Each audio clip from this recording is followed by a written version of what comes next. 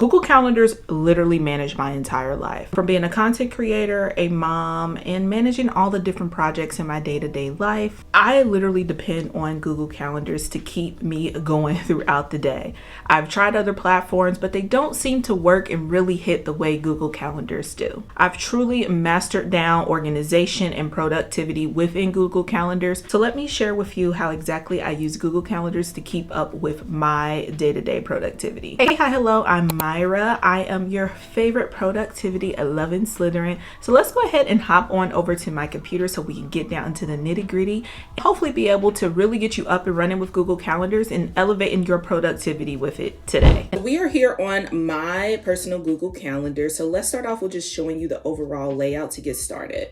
So on the far left-hand corner here, we have the create button. Really easy to create an event, task, or schedule an appointment. Right there, right below it, monthly overview. You can search for people. Below the monthly overview, we have our calendars. Now, you can add several different GCal calendars. This is what makes GCal so perfect for me, being a content creator and collaborating in that aspect, and also collaborating with family. I have like my personal calendar as well as my Buy Myra P account, of course, Planners and Wine, and then we also have a family shared calendar as well. So there are several different calendars that you can have and be able to look at your overall day. I really fell into the trap of thinking I had time to do a recording for the podcast when in reality, we had an event going on with family, or I had something already scheduled for my personal content. So being able to have all of the calendars in one is a blessing.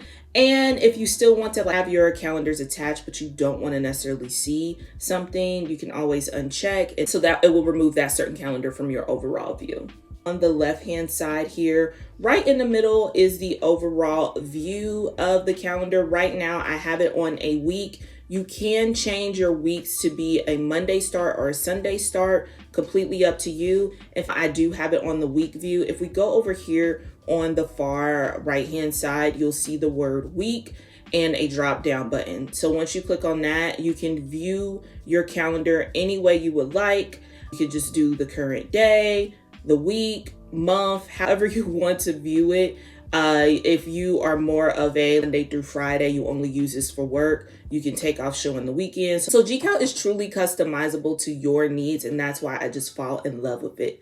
And I've tried Notion Calendar, but I still come back to this because everybody has a Gmail account. It's so easy to collaborate with. So let's go ahead and hit this settings button right next to your weekly view. And then we get into how to customize it. I mentioned before that you can actually change the day of the week. And here is where that magic can happen. So first you can change your date format. I love month, day, year.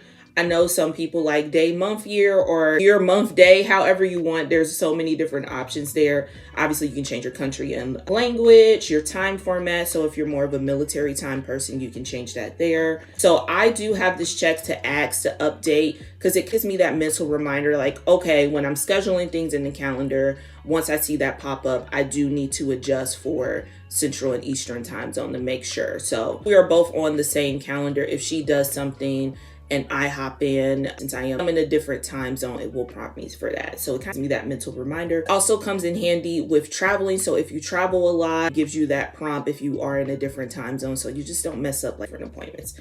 Personally, I keep it on all the time.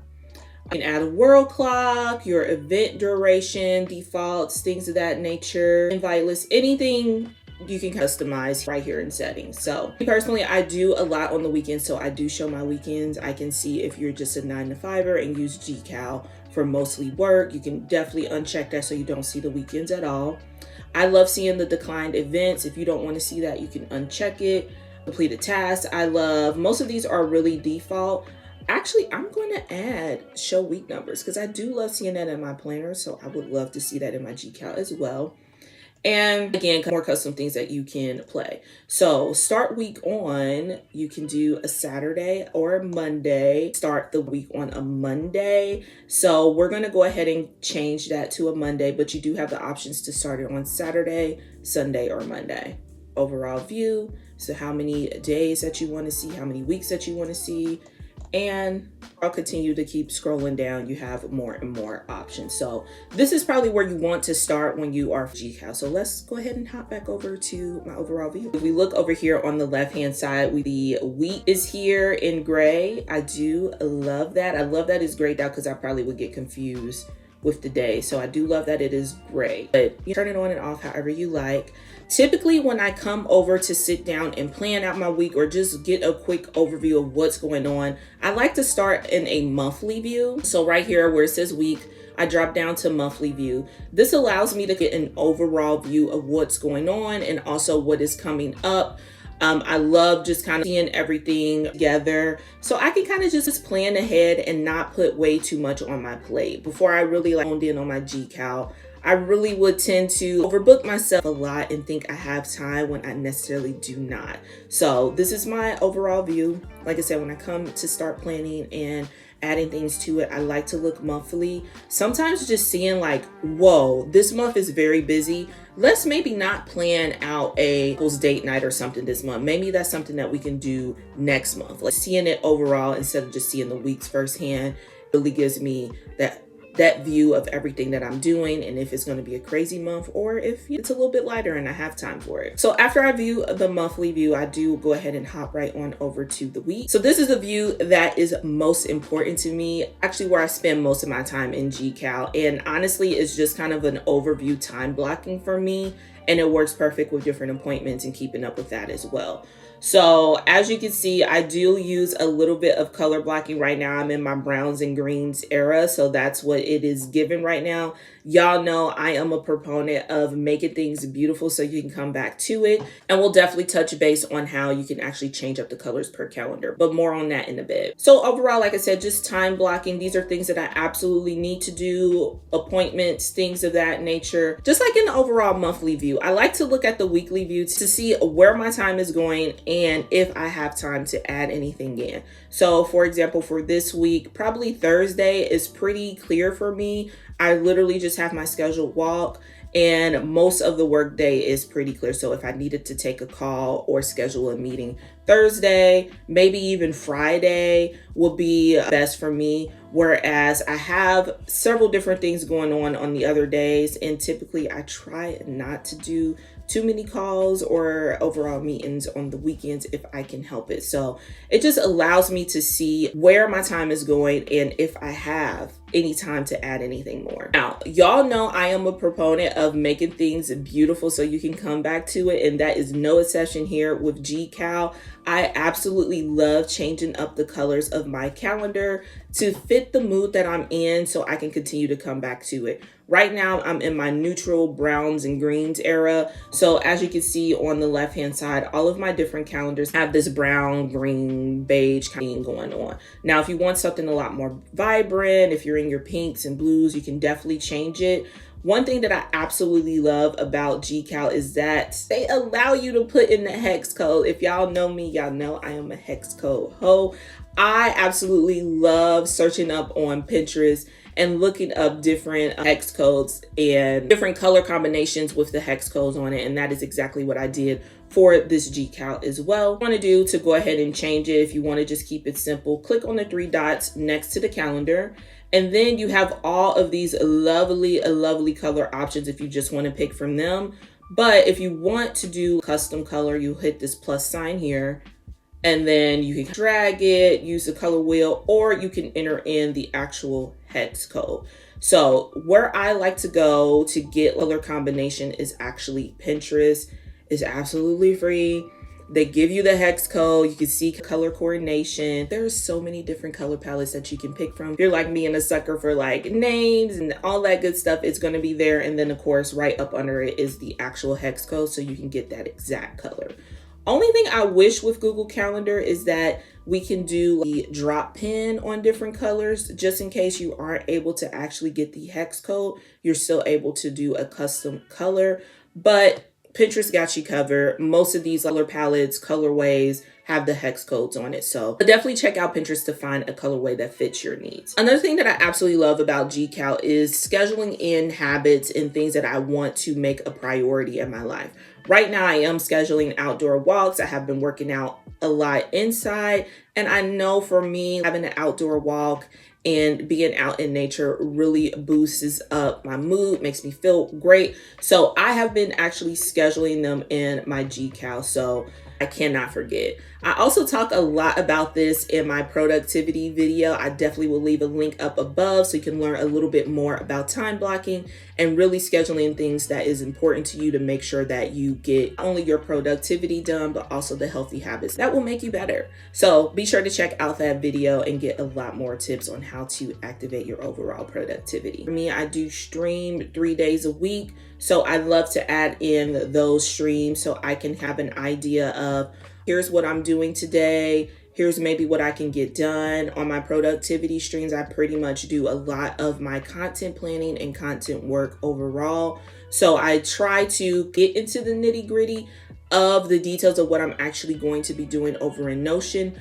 But here on GCal is kind of a digital overview of what exactly I need to do. Overall, what really comes into play and really stills my heart when it comes to GCal is the ability to collaborate with other people. A lot of us have Google Calendars. A lot of us have Google Gmail accounts.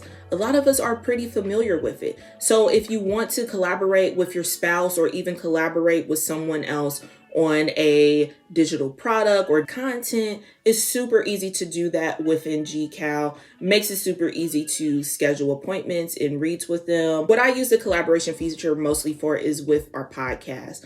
We are both going back and forth, scheduling different things. We have different things that we have to do for our Patreon, as well as record on a bi-weekly basis. So being able to have that collaboration feature within GCal is a must. As you can see here, my colorway for the planners and wine is this light beige, and we can click on overall is how a typical schedule event is going to look. The beauty of this is that either one of us can go in and make arrangements, change up, or whatever it is we need to do. Guests on the show, or if someone has an emergency and needs to change the time of when we record, either one of us can truly hop in and make those changes. And it's super simple to add in a separate calendar to be able to collaborate. You'll just head over to settings, and on the far left hand side, you're going to see add calendar. Just click on that drop down list.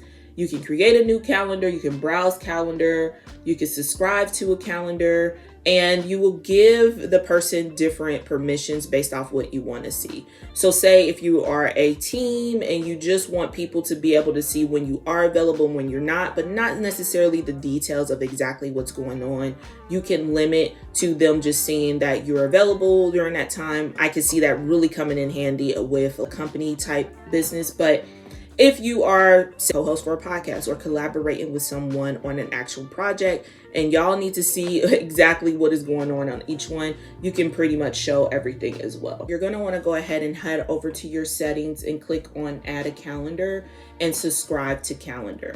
Now, when you want to add a calendar, this will be the calendar that you want to add. So I am on my personal calendar. So let's say I want to add my social media calendar. So that will be by Myra P. So I'm going to put in the Gmail account for by Myra P. And a lot of stuff is already on here because I'm already collaborated with it, but we can change up the name if we want to change the name. If I wanted to make this social media, I can go ahead and add that. Setting changes as you type it in are automatically saved. So whatever you change in real time is saved. You can add on a description. So if this is, again, your content calendar, or if this is a calendar that you use with you and your spouse, you can put that details in there. Time zones, original owner, You can scroll down to make the additional changes. Like I said, it's already in here for my personal one. So unless I delete it, there really isn't any way to change the settings.